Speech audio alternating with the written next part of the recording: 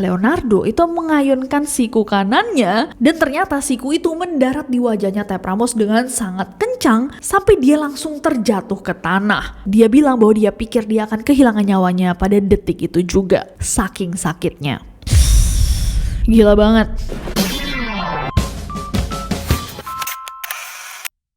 Hey guys, it's Nessie and welcome back. Apa kabar semua teman-teman? Apakah tim favorit kalian masih berjuang di Piala Dunia? Mana yang sudah gugur dan mana yang masih bertahan? Coba komen di bawah. Namanya sport, namanya olahraga. Katanya kalah menang itu biasa. Yang pasti semua pemain berjuang sepenuh tenaga untuk bisa membanggakan pendukung timnya, atau dalam konteks World Cup, membanggakan tanah airnya sendiri. Nah, walaupun sangat entertaining, sangat menghibur, cabang olahraga sepak bola adalah sesuatu yang sangat serius. Para pemain harus menyiapkan diri untuk berbulan-bulan, mungkin bertahun-tahun, untuk kompetisi-kompetisi besar, apalagi yang sebesar World Cup, Piala Dunia. Mereka harus berlatih berbulan-bulan, bahkan mungkin bertahun-tahun untuk mempersiapkan fisik, mental, stamina, untuk bisa melawan pemain-pemain terbaik dari seluruh dunia. Tapi bahkan dengan preparasi sematang dan segila itu, terkadang ada kejadian-kejadian yang memang tidak bisa diprediksi. Mengingatkan kita semua bahwa walaupun kita menonton sebagai hiburan, mereka yang ada di lapangan bertarung layaknya ksatria.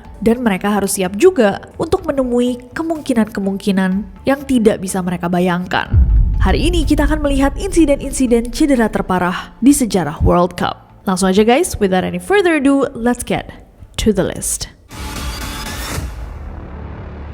Kita akan mulai video ini dengan insiden Patrick Battiston di 1982. Pada 8 Juli tahun 1982, Perancis itu berhadapan sama Jerman Barat di babak semifinal Piala Dunia 1982 di Stadion Ramon Sánchez Pizjuan di Sevilla, Spanyol. Ini adalah salah satu pertandingan yang sangat-sangat sengit guys, karena waktu itu dianggap bahwa dua tim ini adalah dua tim yang sangat-sangat kuat dan cukup imbang diprediksi bisa memenangkan World Cup. Dan kemudian Prancis berhasil menyamakan kedudukan jadi 1-1 lewat gol dari Michel Platini. Nah jadinya babak pertama tuh berakhir dengan skor 1-1 itu. Dan bener sih orang-orang pada saat itu bilang bahwa mereka tuh cukup imbang. Sama-sama tim kuat dengan pemain-pemain yang oke-oke banget. Nah memasuki babak kedua, salah seorang pemain Prancis, Bernard Zenghini, itu cedera. Akhirnya dia diganti dengan seorang Patrick Battiston. Sekalian nih Patrick Battiston tuh dipasang guys biar mereka lebih kuat di offense. Sekitar 10 menit nih Patrick Battiston mulai main. Nah di saat yang sama seperti yang kalian bisa bayangkan guys, karena udah gak ada defendernya, kipernya Jerman pada saat itu Harald Schumacher yang ngeliat Battiston lari ke arah dia juga mulai lari ke arahnya Battiston. Dia mencoba untuk secepatnya menutup ruang tembaknya Battiston. Harald Anton Schumacher atau Tony Schumacher itu adalah goalkeeper guys yang tingginya 186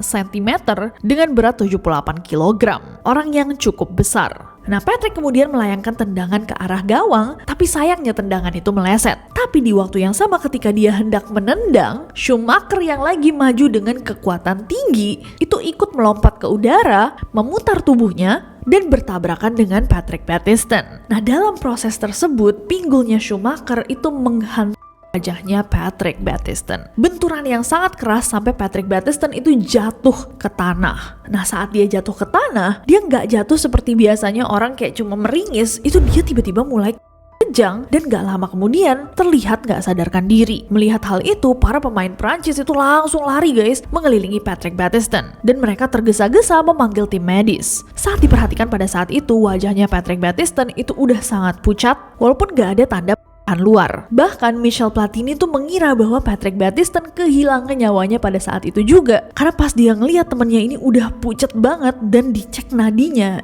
itu tidak berdenyut. Selain itu teman-teman timnya juga ngelihat bahwa giginya itu 2 patah guys. Dan dari cara badannya gemeter, semua orang menduga bahwa dia telah mengalami geger otak. Petugas medis yang tadi lari dengan secepat mungkin untuk datang ke Patrick Battiston langsung memberikan pertolongan darurat pada saat itu juga di lapangan. Kelihatan bahwa dia tidak sadarkan diri, langsung dikasihin oksigen di lapangan. Terus dia dibawa keluar menuju ruang medis stadion menggunakan tandu sambil dikawal sama kaptennya yang megangin tangannya Battiston saking khawatirnya. Nah, sesampainya di ruang medis stadion, dia tuh sempat sadar guys setelah diberikan perawatan oleh dokter, dan setelah setengah jam nih berada di ruang medis, dokternya itu kembali ke bangku cadangan. Ternyata Patrick Battiston langsung dilarikan ke rumah sakit. Setelah diperiksa di rumah sakit, nggak cuman dia kehilangan 2 giginya, tapi dia juga mengalami 3 tulang rusuk, gear otak, serta mengalami kerusakan pada tulang belakangnya. Dan inilah kenapa insiden ini dikatakan sebagai salah satu insiden collision atau tabrakan yang paling parah dalam sejarah World Cup. Dan permainan yang super imbang ini akhirnya berakhir dengan skor 3-3, dilanjut dengan penalty shootouts atau adu penalti, dan dimenangkan oleh tim Jerman Barat. Sementara Patrick Battiston bukan cuma kalah di World Cup, tapi juga harus menjalani pemulihan selama 6 bulan sebelum akhirnya dia diperbolehkan untuk bermain sepak bola lagi. Wow. Next ada insiden Tab Ramos tahun 1994. Tab Ramos adalah seorang pemain sepak bola asal Spanyol yang bermain untuk Amerika Serikat di tahun 1994. Pada 4 Juli tahun 1994, Brazil berhadapan dengan Amerika Serikat sebagai tuan rumah Piala Dunia pada saat itu di Stanford Stadium di California dari Piala Dunia 1994. Dan pertandingan ini adalah pertandingan babak 16 besar. Dimulai dengan babak pertama yang bisa dibilang cukup sengit. Skor masih menunjukkan 0-0. Padahal dengan portfolionya, semua orang berpikiran bahwa Brazil itu pasti akan unggul dari Amerika Serikat. Cukup menarik bahwa selama 40 menit pertama, malah pertandingan ini terlihat berat untuk kedua sisi, baik Amerika Serikat dan juga Brazil. Mendekati akhir dari babak pertama, di menit sekitar 42, saat menguasai bola, Tab Ramos itu menggiring bolanya ke dekat garis pinggir lapangan. Di saat yang sama, bek kirinya Brazil, Leonardo Araujo, mencoba untuk merebut bola dari Tab Ramos. Nah, saat merebut bola itu, Leonardo Araujo secara bersamaan menarik jersinya Tab Ramos saat mereka tuh berlari berdampingan. Tapi kemudian, saat bola udah keluar lapangan, Leonardo itu mengayunkan siku kanannya ke arah belakang gitu dan langsung mengenai Tab Ramos. Jujur kalau kalian lihat dari videonya, itu terlihat kayak cukup mencurigakan bahwa itu disengaja. Mungkin dia tidak secara sengaja menarget sebuah bagian tertentu, tapi sikunya sama dia di swing ke belakang secara sengaja untuk mengenai oponennya. Dan ternyata siku itu mendarat di wajahnya Tab Ramos dengan sangat kencang sampai dia langsung terjatuh ke tanah. Nah, tabrakan, kesliding, ketarik jatuh itu udah biasa di sepak bola. Terkadang para pemain butuh 1 menit 2 menit untuk mengontrol rasa sakitnya dan kembali fokus pada game. Tapi kali ini kalian bisa lihat bahwa Tab Ramos itu kesakitan luar biasa. Dia terkapar tak berdaya, dan ketika dicek sama orang-orang, dia tuh udah setengah sadar guys. Akhirnya setelah mengetahui apa yang terjadi, wasit memberikan kartu merah kepada Leonardo dan menghentikan permainan sementara. Tim medis langsung datang dan membopong Ramos menggunakan tandu keluar lapangan. Nah, konon pas dibawa itu, dia tuh udah dalam kondisi pingsan. Dia dibawa ke ruang ganti, didampingi sama para dokter. Sang pelatih pun menemani nih guys ke ruang ganti, terus bertanya sama dokter, ini masih bisa main gak dok? Dokter habis ngecek kondisinya langsung bilang, enggak, ini harus dibawa ke rumah sakit secepat mungkin. Dibawa dia ke Stanford Medical Center, dan di sana diketahui guys bahwa ternyata tengkoraknya itu retak. Pihak rumah sakit mengatakan bahwa Tab Ramos mengalami patah tulang tengkorak yang parah, termasuk patah tulang pelipis dan pendahan di dalam otaknya. Gila banget. Tab Ramos pada saat itu, ketika ini terjadi sama dia dan dia jatuh ke tanah, dia bilang bahwa dia pikir dia akan kehilangan nyawanya pada detik itu juga, saking sakitnya. Nah, balik lagi dalam pertandingan itu, Brazil akhirnya menang 1-0 dari Amerika Serikat lewat gol yang dibuat oleh Bebeto di menit ke-72 dan akhirnya lolos ke perempat final. Dan beberapa hari setelah pertandingan, Leonardo datang guys ke rumah sakit dan mengunjungi Tab Ramos selama 15 menit. Leonardo juga bilang bahwa insiden itu sangat membebaninya dan dia tuh nggak pernah bermaksud untuk menyakiti Ramos seperti itu. Tapi ya itulah yang terjadi ya guys. Ternyata siku dia kuat banget sampai bisa meretakkan tengkorak orang. Damn. Makanya sebenarnya orang bermain olahraga tuh bener-bener harus gak cuman fisiknya yang kuat, tapi mentalnya juga harus sangat kuat ya. Kalau bisa kayak dunia bersuara tuh kalian gak boleh denger. Karena kalau gampang ke-trigger, kepantik gitu sama masalah, malah dampaknya jadi bumerang untuk kalian sendiri. Untungnya Tab Ramos masih main bola guys setelah dia sembuh, tapi butuh sekitar 3-6 bulan untuk benar-benar pulih dan bisa kembali bermain. Damn. Next ada insiden Christoph Kramer tahun 2014. 13 Juli tahun 2014, Jerman melawan Argentina di Stadion Maracanã, Rio de Janeiro, Brazil. Kira Macarena. siapa yang masih ingat pertandingan ini? Awalnya Christoph Kramer itu bukanlah pemain starter untuk Jerman di pertandingan ini. Tapi beberapa menit sebelum pertandingan dimulai, tiba-tiba Sami Khedira lagi latihan guys, cedera betisnya. Nah, secara mendadak sang pelatih gara-gara pemain starternya tiba-tiba cedera pas latihan, Joachim Löw harus mengganti Sami dan memasukkan Kramer. Pertandingan bermula seperti biasa, dipenuhi dengan all stars yang sudah dikenal ya guys, seperti Lionel Messi, Sergio Romero, Marcos Rojo, ada Rodrigo Palacio. Di squad Jerman pastinya ada My Love Miroslav Klose, Götze, ada Mesut Ozil, Philipp Lahm, Hummels, Müller, ada Boateng, masih ada Schweinsteiger. Intinya banyak banget pemain-pemain favorit. Di sekitar menit ke-14, Kramer itu terlibat duel berebut bola sama bek Argentina, Ezequiel Garay. Garay ini adalah seorang pria yang tingginya 189 cm, sementara Kramer itu 191 cm. Dua-duanya besar. Ketika sedang berusaha merebut bola, rahangnya Kramer membentur bahunya Garay dalam benturan yang saking kerasnya guys, membuat kepalanya itu kayak tergah ke belakang. Kemudian Kramer jatuh ke tanah. Nah, sesaat setelah itu terjadi, walaupun Kramer jatuh, dia tuh tidak dalam kondisi pingsan, tapi dia kelihatan kayak linglung guys, bingung dan mulai nggak fokus. Dia juga kelihatannya kayak nggak sepenuhnya sadar akan apa yang barusan terjadi sama dia. Nah, melihat itu, tim dokter Jerman langsung masuk ke lapangan untuk melakukan pemeriksaan singkat, brief examination. Dan setelah diperiksa sebentar karena nggak ada tanda-tanda aneh, Kramer langsung diizinkan untuk kembali ke lapangan dan melanjutkan pertandingan. Dia bangkit dan kemudian ya udah main lagi. Nah, setelah sekitar 14 menit nih dia bermain, tiba-tiba dia tuh mendatangi wasit Nicola Rizzoli pada saat itu dan tiba-tiba dia nanya, "Wasit, apakah ini final?" Nah, wasitnya ngira Kramer bercanda guys. Dia saking bingungnya dengan pertanyaan ini, dia nanya lagi, "Ah, gimana?" Tapi mukanya Kramer kelihatan serius banget sambil dia bilang, "Iya, saya perlu tahu kalau ini benar-benar final." Wasit Nicola ngeliat dia terus bilang, "Iya," sambil bingung. Mendengar itu, Kramer langsung bilang, "Oh, terima kasih. Penting sih untuk tahu hal itu." Gak hanya pertanyaan yang sangat membingungkan itu, Kramer juga sempat minta tiba-tiba gantian sama kiper. Dia tiba-tiba kayak, "Udah aku aja deh yang jadi kiper," gitu. Ini di World Cup ya guys, bukan lagi latihan di komplek. Abis itu dia juga mendatangi wasit, terus dia bilang, "Ayo kita tukar jersey." Di situ guys, para wasit mengetahui bahwa ada sesuatu yang salah nih. Wasit yang khawatir dengan kondisinya Christoph langsung ngomong ke Bastian Schweinsteiger pada saat itu. Kayak, "Ini kayaknya harus diganti deh. Ini kayaknya ada yang salah nih sama Christoph Kramer." Dan gak lama kemudian, beberapa menit gitu, Christoph Kramer akhirnya diganti sama Andreas Schürrle. Nah, ini jarang banget terjadi ya guys. Biasanya wasit tuh tidak meminta player digantikan. Apalagi dalam kondisi yang sebenarnya kayak masih oke nih kalau dilihat dari luar. Tapi behaviornya, kelakuannya yang waktu itu bikin semua orang terbingung-bingung. Akhirnya dilakukan pemeriksaan lebih lanjut dan Federasi Sepak Bola Jerman menyatakan bahwa ternyata Christoph Kramer mengalami geger otak. Dia akhirnya menjalani perawatan dan yang paling menyedihkan adalah guys, Christoph Kramer geger otaknya itu cukup parah sampai dia tuh nggak punya memori bahwa dia pernah main di final Piala Dunia pada tahun itu. Padahal kalau kalian ingat guys, pertandingan itu dimenangkan oleh Jerman 1-0 atas Argentina yang membuat mereka pemenang Piala Dunia. Tapi itu kenceng banget ya berarti ya, tabrakannya sampai otak. Tapi katanya ya guys, entah ini bener atau enggak, coba teman-teman yang pekerjaannya di dunia medis, apakah bener kalau misalkan geger otak atau kayak misalkan jatuh gitu, kalau tidak dimuntahkan malah lebih berbahaya? Is that true? Karena katanya berarti impactnya tuh di dalam, kayak ada sesuatu yang salah di dalam gitu, karena nggak ada impact keluarnya.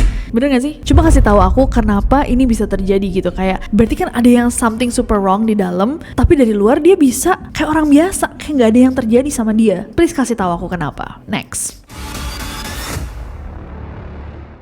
ada insiden Edward Dubinski tahun 1962. Edward Dubinski ini adalah seorang sweeper atau fullback yang bermain untuk tim nasional Uni Soviet di tahun 1962. Mei tahun 1962, Uni Soviet itu berhadapan dengan Yugoslavia di babak penyisihan Grup 1 Piala Dunia 1962 di Estadio Carlos Ditborn, Arica, Chile. Sama seperti pertandingan-pertandingan sebelum-sebelumnya yang kita bahas, ini adalah pertandingan yang babak pertamanya sangat-sangat sengit dan cukup seimbang. Tapi di beberapa kesempatan memang kelihatan bahwa kedua tim ini bermain cukup kasar. Mereka melibatkan kontak fisik dalam permainannya untuk mengejar keunggulan. Nah, seiring berjalannya waktu di babak pertama, wasit asal Jerman, Albert Dusch, cukup kelihatan kewalahan guys dalam mengendalikan pertandingan ini. Padahal ini adalah wasit berpengalaman. Iyalah di Piala Dunia, gak mungkin wasit ecek-ecek. Nah, menjelang jeda babak pertama, Uni Soviet itu udah unggul 1-0. Tapi kemudian sebuah peristiwa yang tidak akan dilupakan sama semua orang yang hadir pada saat itu terjadi.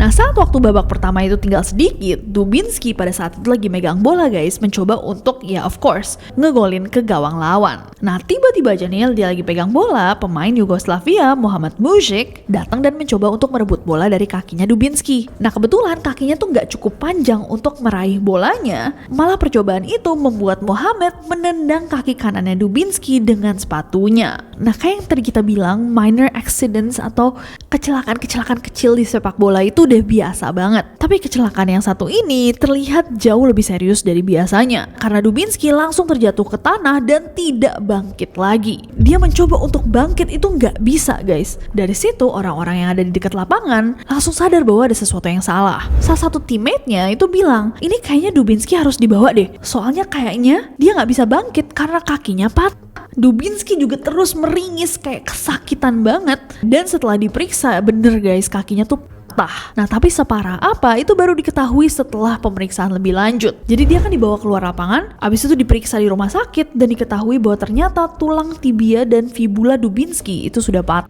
Dan lukanya itu di dalam pergelangan kakinya. Dan karena insiden ini, Dubinsky itu harus menjalani pemulihan dari tendangan itu selama 12 bulan guys. Nah, memang bahkan tulang itu bukanlah hal yang out of the ordinary dalam dunia sepak bola. Karena banyak juga kasus pemain-pemain tulang. Tapi yang terjadi pada Dubinsky ini ternyata guys jauh lebih parah dari hampir semua kasus, karena untuk pulih saja dia butuh 12 bulan. Tapi bahkan setelah pulih dia mencoba untuk main bola, dia tuh udah nggak bisa balik ke level performanya sebelum kejadian ini terjadi. Dia sempat pindah-pindah tim, dan 6 tahun setelah kejadian ini di tahun 1968, dokter mendiagnosis Dubinsky menderita sarkoma karena penyembuhan luka yang buruk di kaki kanannya. Sarkoma itu adalah kanker guys. Dia adalah kanker atau tumor ganas langka yang berkembang di jaringan ikat tubuh termasuk tulang, otot, lemak, pembuluh darah, dan syaraf. Nah, untuk mengatasinya Dubinsky tuh harus operasi, tapi bahkan operasinya tidak berhasil, dan karena nggak punya pilihan lain, akhirnya dokter harus mengamputasi kakinya. Sayangnya itu juga bukan akhir dari insiden ini, karena setahun kemudian di usia yang baru 34 tahun, Dubinsky meninggal dunia akibat komplikasi setelah operasi. Nasib yang sangat naas yang bermula dari sebuah pertandingan yang bisa dibilang tidak cukup sportif juga guys. Pertandingan itu dipenuhi sama banyak kekerasan, dan sayangnya wasit pada saat itu juga tidak cukup serius menanggapi hal ini, bahkan tidak meniup peluit pelanggaran saat insiden ini terjadi. Tapi yang malah pada saat itu bergerak adalah tim nasional Yugoslavia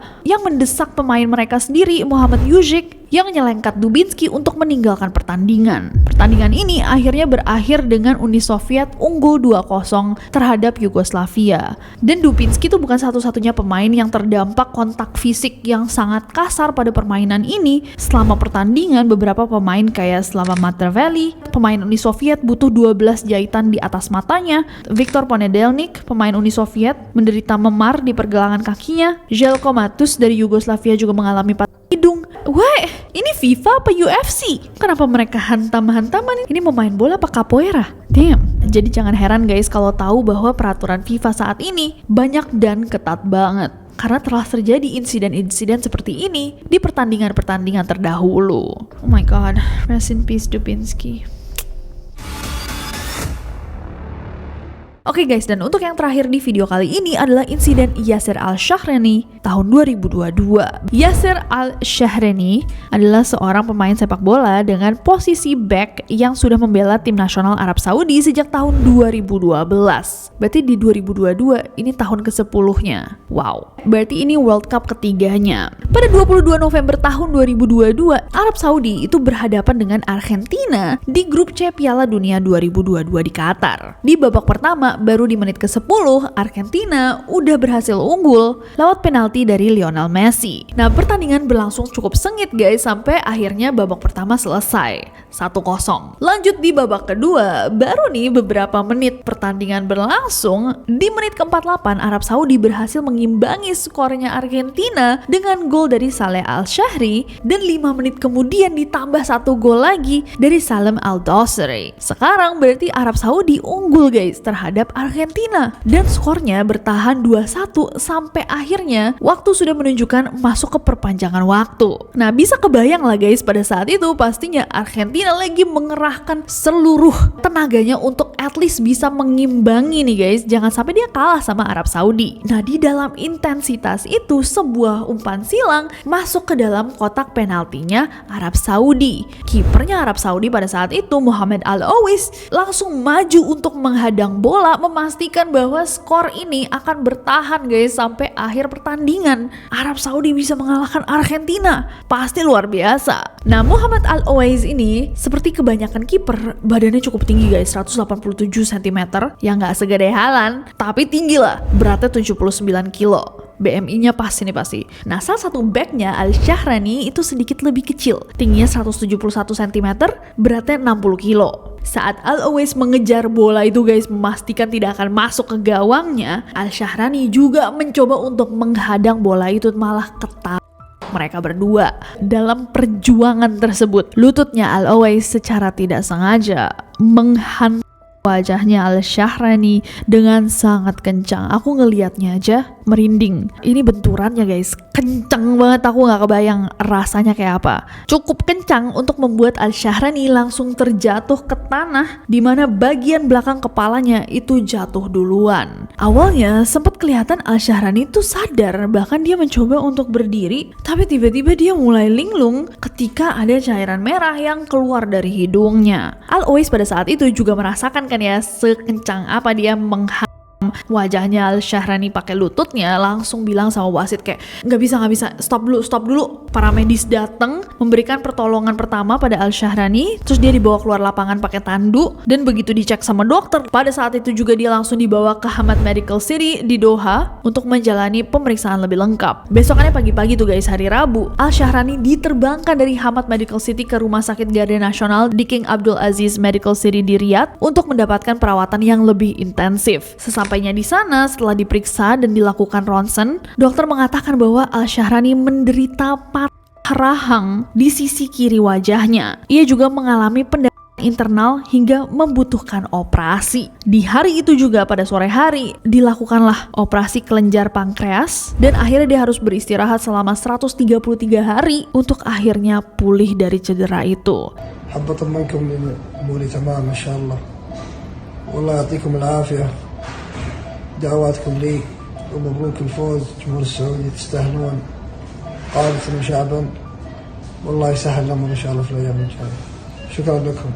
Dan ketika akhirnya dia kembali bermain, Al-Shahrani harus mengenakan topeng untuk menghindari benturan secara langsung, karena jatuhnya kayak kepalanya tuh masih fragile guys, masih ringkih. Kalau misalkan kena tendang lagi atau kena sesuatu bisa lagi. Tapi ya balik lagi ke pertandingan ini, walaupun insiden ini terjadi memang di ujung pertandingan, ya tetap aja Argentina gak punya kesempatan untuk menyetarakan skor itu, dan Arab Saudi menang 2-1 lawan Argentina. Oh my god, bener-bener prajurit sini, apapun segalanya. Walaupun Arab Saudi akhirnya juga kalah ya, walaupun gak lawan Argentina. Argentina yang menang World Cup, walaupun ya setidaknya mereka sempat dikalahkan oleh Arab Saudi nih. Damn.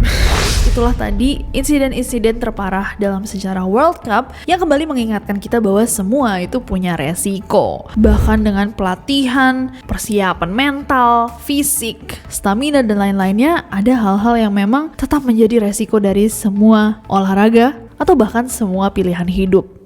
Tiba-tiba deep. Kita doakan semoga World Cup atau Piala Dunia yang sedang berjalan berlangsung dengan aman, dan semua pemain dijauhkan dari hal-hal buruk seperti insiden-insiden yang barusan kita bahas. Itu siapa?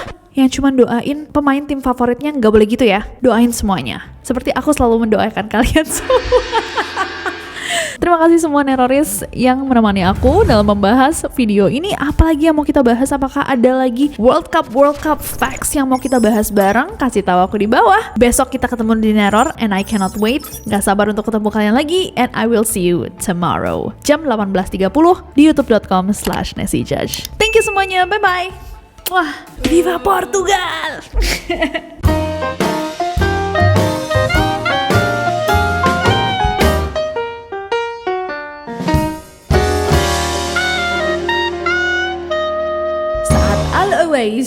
I'll always. Oke guys, dan yang terakhir untuk video kali ini, is it depressing? Jadi ini World Cup sebelum ini. Ini World Cup yang terakhir. Udahlah, gak usah. Ngomong apa sih? Kramer terlibat duet minum, nyanyi dia bareng. Pada 22 November tahun 2022. Tanggal jadian, tanggal cantik.